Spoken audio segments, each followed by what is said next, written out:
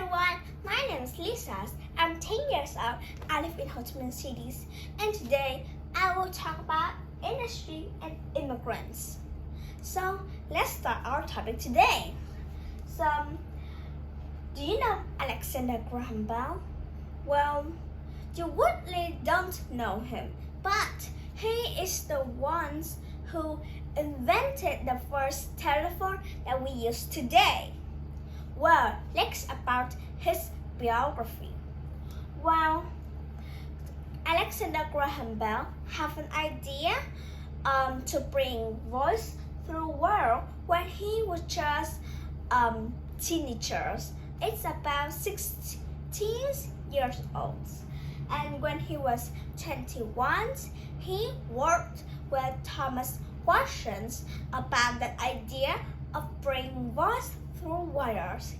He worked on it, he invented, and he failed. But he did not give up.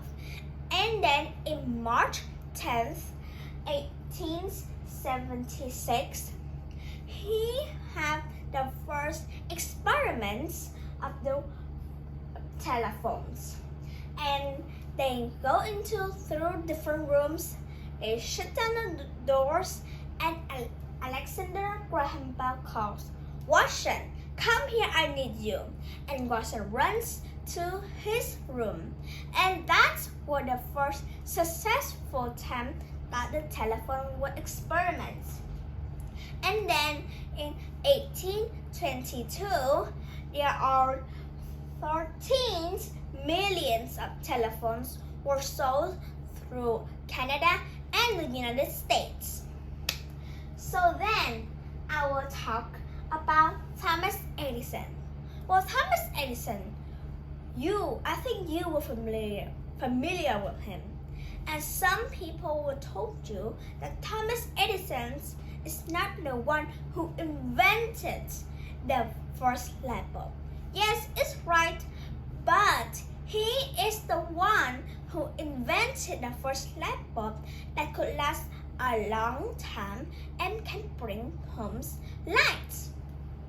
So then in 1879, after he worked on that inventions and his first light bulb that could last a long time stayed constantly lit up for 2 days. That's a long time in the early times. Then for the immigrants of the United States, well, in the industry, there are other inventions such as the write typer that it can write into the paper and printed it in. And by the immigrants, well, we have the Henry Bessemer. Well, in 1856, when he looked at the steel, when he came up with an idea to create a new method of steel called Bessemer method. And in that method, he will sell the steel ones for them a reasonable price. So maybe people will buy it. And then when the Bessemer method is created, well, it enables people to use the steel to make large bridges, ships, skyscrapers, and railroads. Because in the late 18th and 1900s, steel is the large product, and it's stronger than iron 20 times. Still can do a lot.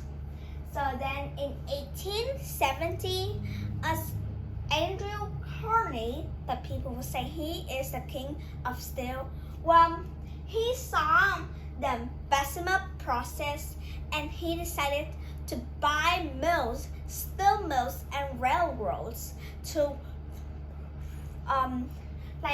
to develop the steel factories, and then the United States became the largest steel factories countries.